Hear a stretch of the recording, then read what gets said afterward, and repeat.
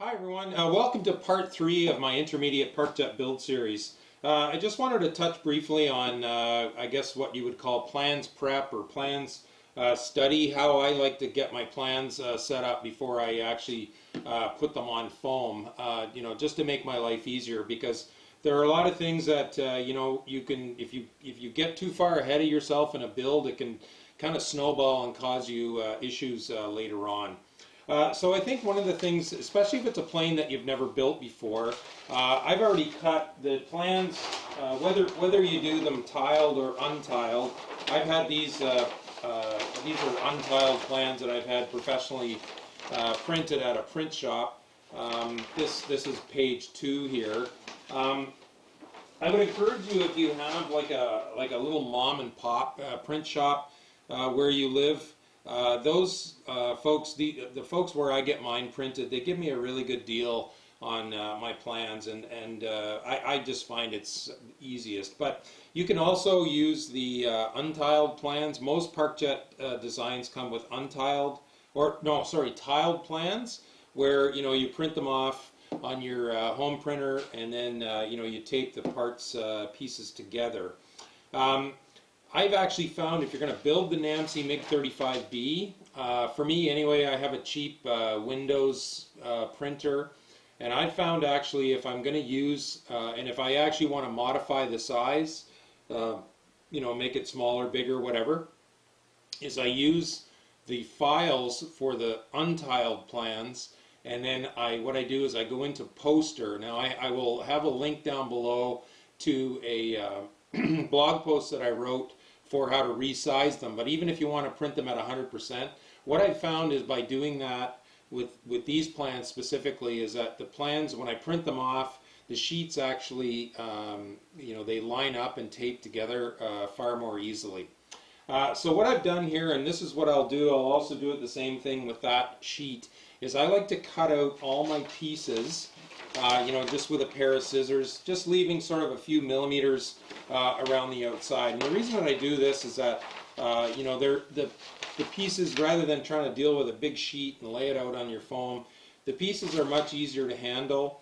And also, it allows me to align my pieces on my sheet of foam to maximize the use of my foam. Now, I should say that I tend to just, get a set of plans printed, and what I do is I attach them to the foam using this Elmer's Craft Bond. It's kind of a not a semi-permanent, a temporary, I guess. It helps me glue the plans down to the foam, cut it out, and then I can peel the paper off. I know that's maybe a bit of waste of paper. I know some people like to make templates, either out of just regular paper or even cardstock, and then tape those or pin those down. But anyway, this is how I do it. So one of the things I think it's also good to do is to do a good study on the plans. And lots of times, as you'll see here, discussing this option you have for the ailerons on the MiG-35B, etc., is lots of times designers will put notes on the actual instructions themselves, which it either act as instructions or complement build instructions as they're written. I should add, I did pin a comment on the intro video to this series.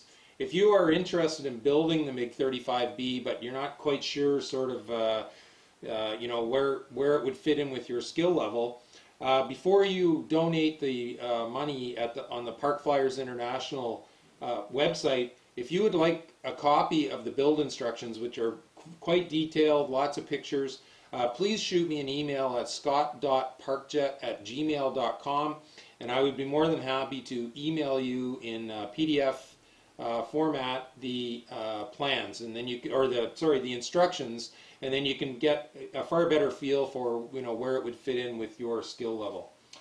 So anyway, yeah. So like I said, I cut out all the pieces, with a few millimeters around, and then that will give me a chance to lay them out, orient them on the plans. Again, like I said, do a good study read any notes. Often you'll have designers that will, they'll have a little square that will also say, recommended weights, recommended power setups, etc., etc. So the other thing that I do, and I also do this after I cut out the smaller pieces, any small pieces, like these are the templates, if you need templates for the motor mount or say some control horns, those are part of these plans.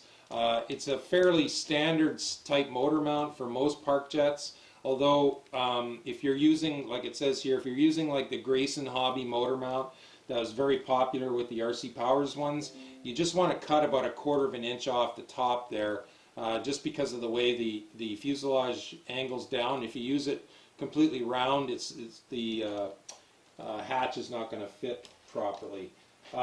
Yeah, so on this wing plate here, for example, if you are building the MiG-35B, my design partner Stefan put a lot of the small pieces, in this area here to not waste a lot of foam. So, this will, you don't have a lot of little small pieces. But once I cut these out, I will also put those in a bag because, obviously a well-organized workbench is not one of my fortes.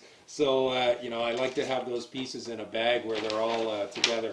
Now, I've highlighted these, the CG here, and mostly because I just want to remind myself to have that, sort of bling in my face to make sure that before I remove the paper from the foam, I will actually mark where the CG is going to be, and I'll be showing that obviously in later videos. Yeah, so there's the other thing.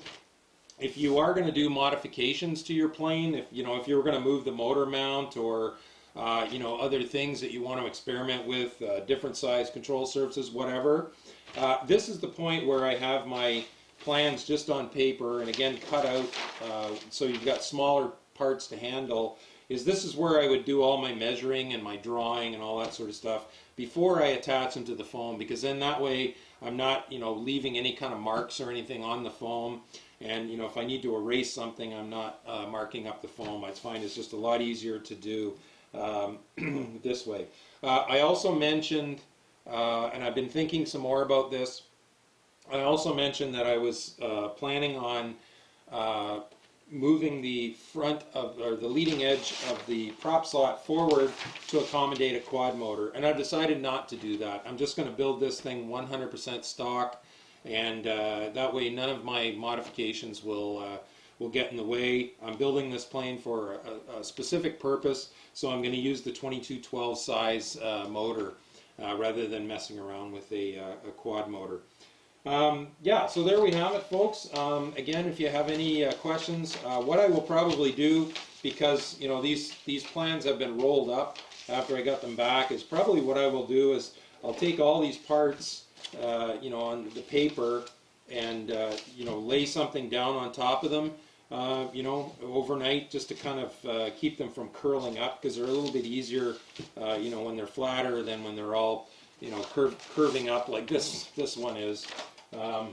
So yeah, if you do build it, we did very generously put the logo on the plans. Perfect size for a coaster for your workbench there.